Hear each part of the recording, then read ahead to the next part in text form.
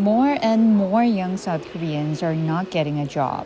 The numbers keep pouring in, showing a concerning trend in South Korea where more and more young people are just resting, meaning opting not to get a job without a specific reason.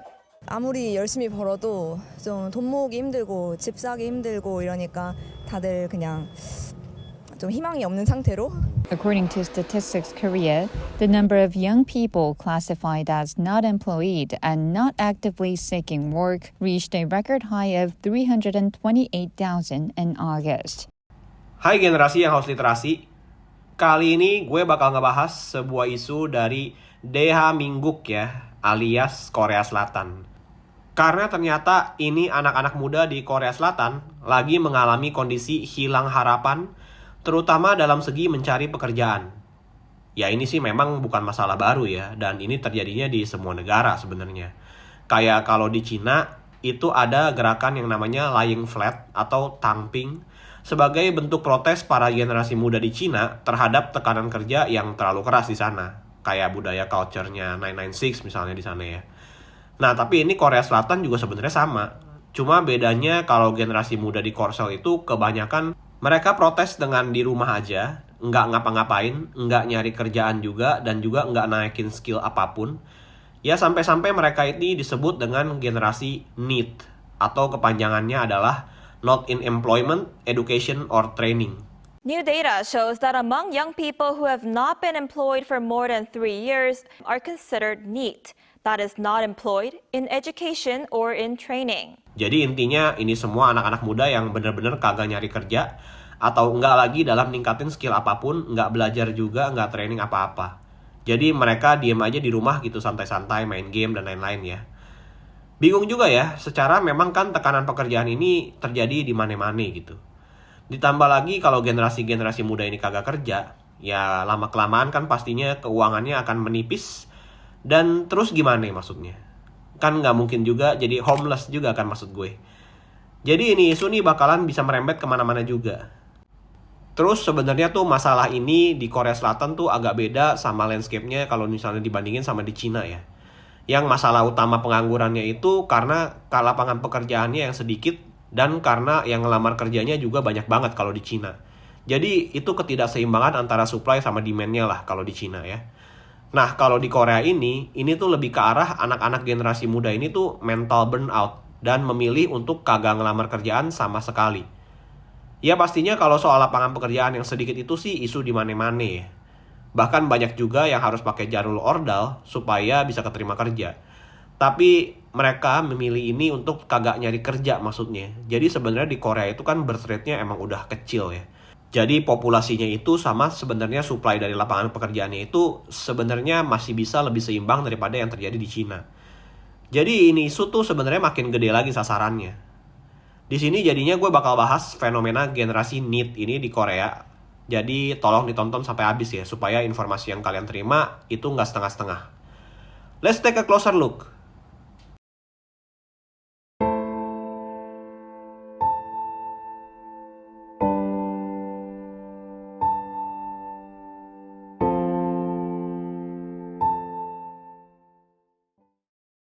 Generasi NEET atau generasi muda yang kondisinya sedang dalam tidak ada pekerjaan, enggak lagi belajar atau training apa-apa, pokoknya cuma jadi anak baik aja di rumah. Kalau dilihat dari secara latar belakangnya dulu, generasi ini muncul karena situasi hopeless dari para generasi muda di Korsel sampai saat ini. Mereka semua pengen dapat kerjaan yang bagus, dengan working hours yang juga manusiawi, dan tentunya dengan gaji yang sesuai juga sama standar mereka.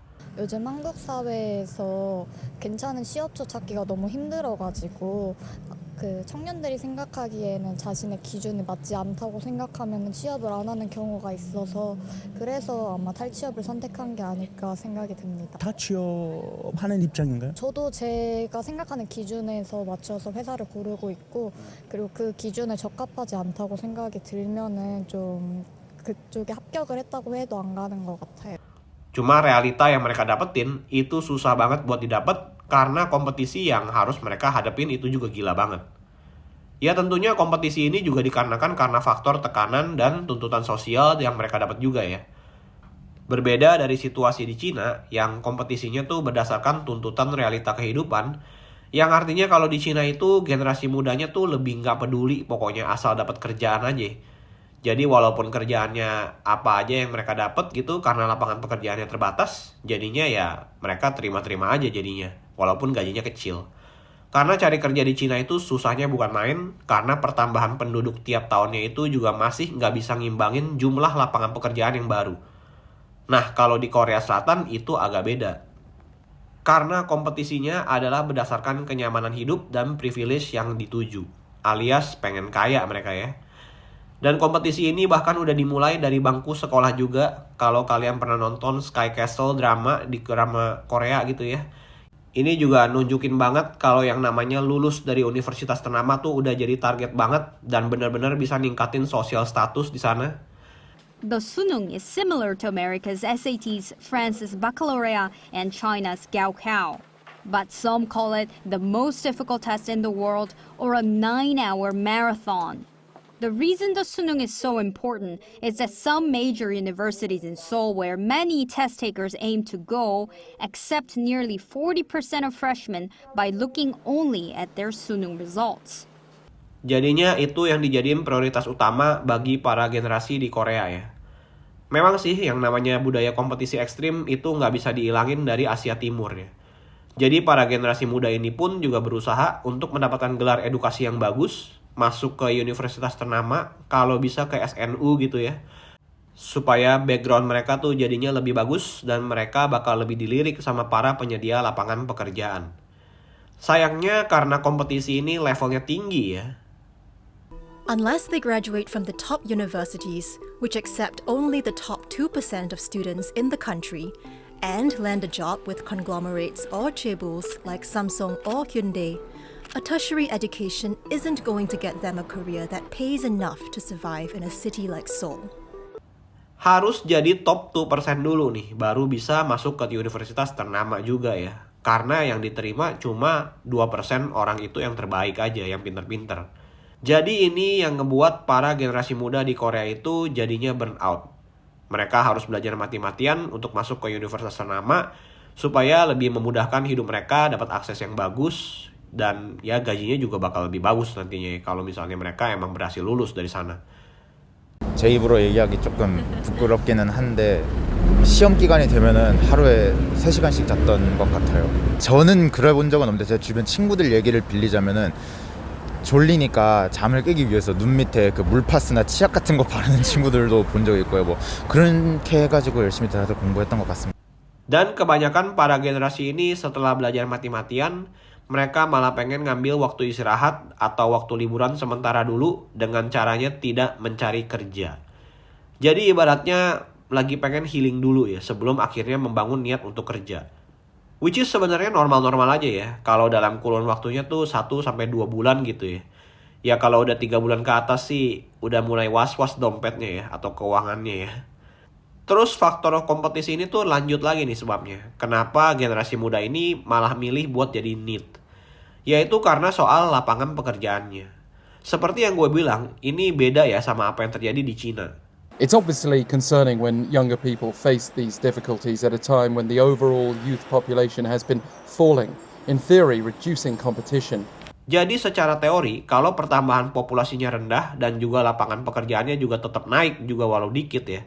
Artinya kan supply and demand-nya sebenarnya nggak terlalu parah banget nih bedanya nih.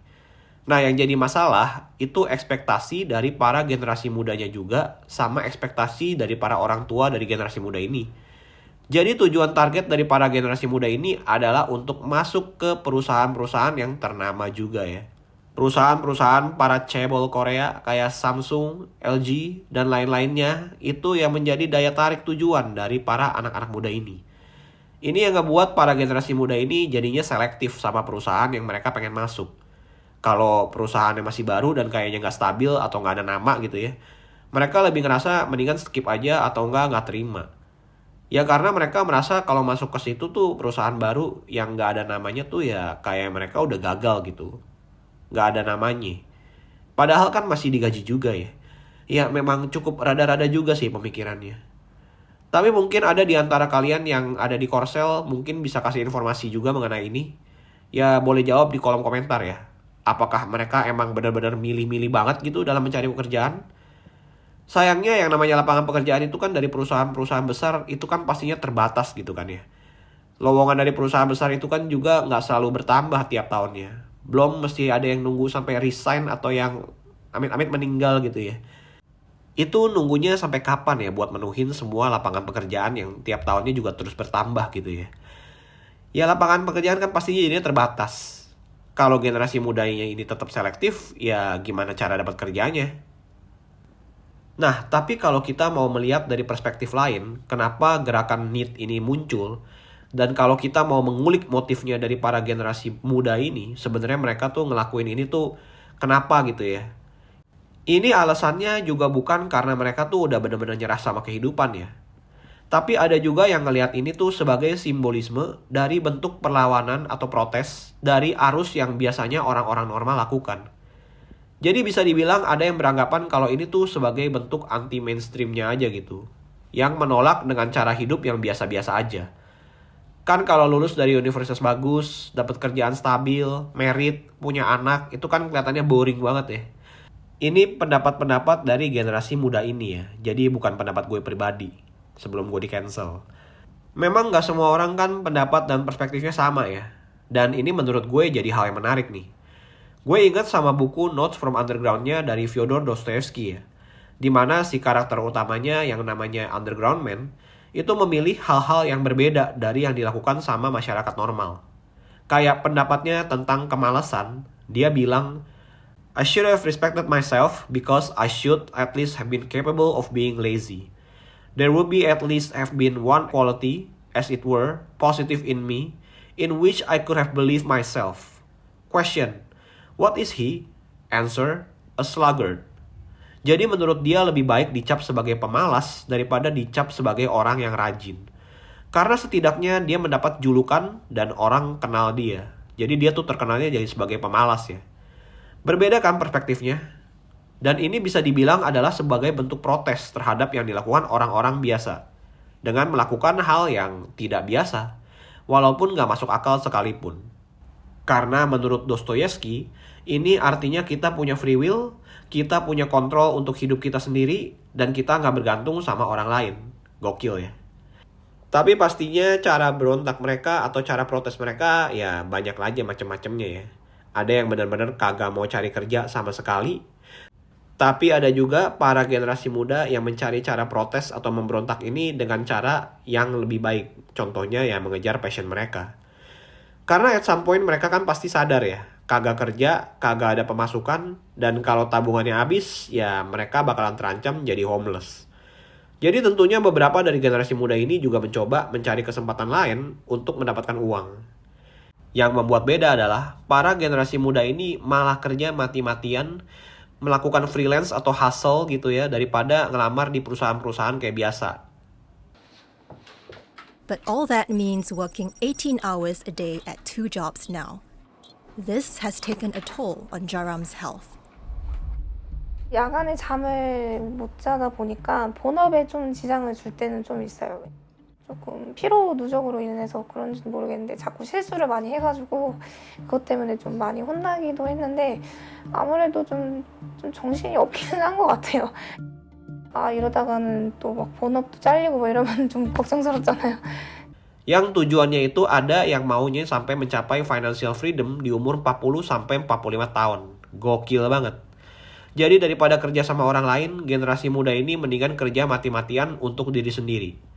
Ya memang ini sih jalur yang lebih sulit untuk dilakukan pasti. Butuh disiplin, motivasinya juga harus kuat, rela jam tidurnya juga cuma sebentar gitu ya. Makanannya juga yang harus yang murah-murah gitu ya, harus hemat. Intinya sih ini mereka gamble aja sih, demi mencapai masa depan yang lebih baik daripada kerja kantoran. Sama kayak layaknya karakter utama di buku Dostoyevsky, para generasi muda ini tuh lebih milih untuk melakukan perlawanan. Ngebuktiin kalau mereka punya free will ya kan. Dan menolak untuk disamain sama masyarakat pada umumnya. Daripada gue ngikutin game system yang udah ditentuin arahnya kemana, lebih baik gue ngejar passion gue, ngelakuin hal yang gue suka, dapat duit dari hobi gue, dan gak perlu masuk kerja ke perusahaan ya kayak orang-orang biasa gitu ya. Gak mau jadi sheep lah intinya. Cuma dari kedua faktor ini, yaitu level burnout yang disebabkan oleh kompetisi yang berlebihan, dan juga pemilihan lapangan pekerjaan yang juga selektif dari para generasi muda ini ngebuat generasi muda ini memilih untuk nggak nyari kerja sama sekali jadinya ya. Alias lelah sama ekspektasi dari society sama keluarga juga. Oke, sebenarnya kalau ngelihat dari mental state generasi-generasi sekarang, itu beda banget sama generasi sebelumnya ya. Ya kita sebut aja generasi boomer lah ya. Karena ini kan selalu jadi perbandingan. Dulu waktu zaman papa mama dulu, kerja keras itu biasa loh. Bangun tidur langsung kerja. Kerja lembur sampai malam. Masa kalian para generasi muda nggak bisa punya mental yang kuat buat kerja kayak papa mama? Di satu sisi ini mungkin kedengarannya bener ya. Tujuannya supaya ngebuat mental lebih kuat dan nggak manja. Dan tetap disiplin dalam bekerja yang terbaik lah. Tapi sayangnya landscape di dunia modern itu beda banget. Yang pertama karena faktor inflasi. Dulu waktu gaji yang diterima sama generasi boomer itu kelihatannya nilainya memang kecil ya. Tapi karena inflasinya juga waktu itu masih kecil juga, jadi pada saat itu tuh mereka masih bisa cicil rumah atau enggak seenggaknya bisa beli rumah gitu ada beberapa orang. Atau seenggaknya masih bisa hidup berkecukupan lah dengan gaji mereka. Sedangkan kalau generasi sekarang, dengan pertambahan gaji yang bahkan lebih rendah daripada kenaikan inflasi tiap tahunnya, berapa banyak generasi sekarang yang bisa cicil atau punya rumah sendiri? Atau mungkin punya apartemen sendiri? Berapa banyak biaya yang dibutuhin buat punya anak? Ini semua tuh beda banget landscape-nya kalau dibandingin apple to apple sama zaman generasi sebelumnya. Yang kedua, itu dari faktor adanya sosial media. Ini platform yang ngebuat para generasi muda ini jadi terus-terusan compare achievement diri mereka sama orang lain. Ngebanding-bandingin diri itu nggak baik ya. Karena mereka malah ngejadiin standar orang jadi ke standar diri mereka.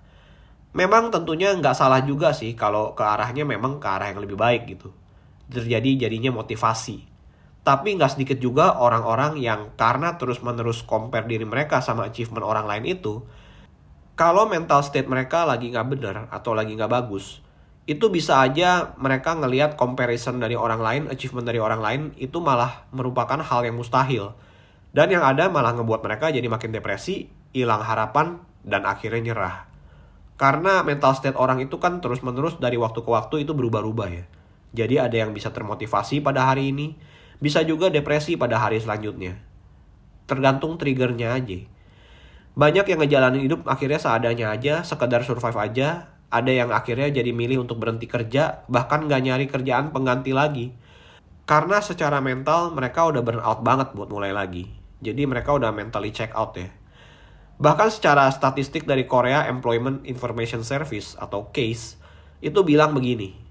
South Korea is now the only OECD member among 11 major economies checked where the proportion of so-called NEETs, those not in employment, education, or training, has increased since 2014. As of 2024, about 18% of Koreans aged 15 to 29 are NEETs, the third highest among 11 OECD countries checked.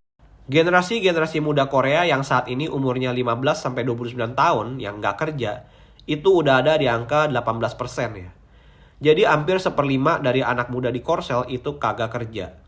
Dan nilai angka ini ngebuat Korea Selatan jadi negara ketiga tertinggi dengan pengangguran anak mudanya di antara negara-negara OECD lainnya.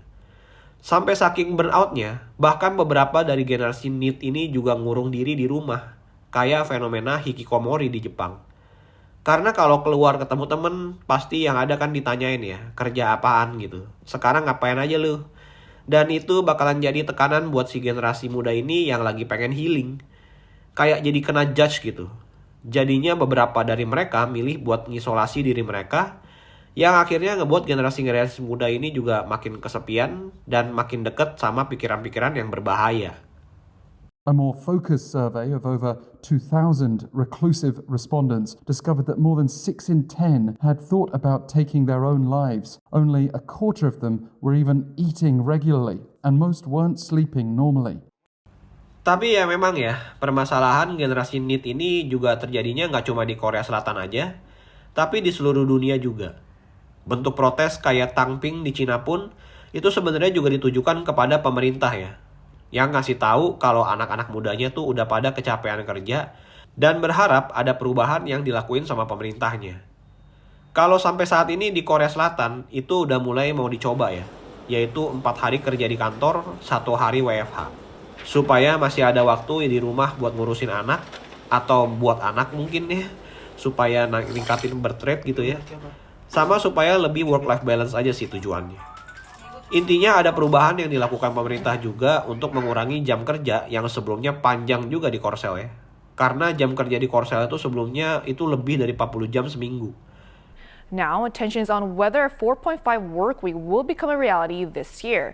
Also, he focused on 4.5-day work week is actually aimed at reducing worker fatigue and improving work-life balance with people hope that this will also boost the productivity. So, gimana menurut kalian tentang masalah generasi muda ini?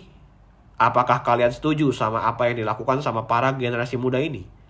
Tidak mau melakukan pekerjaan konvensional? Atau tidak setuju? Silahkan berdiskusi di kolom komentar dengan argumen kalian. Jangan lupa like, share, dan subscribe juga. Dan see you on the next video ya.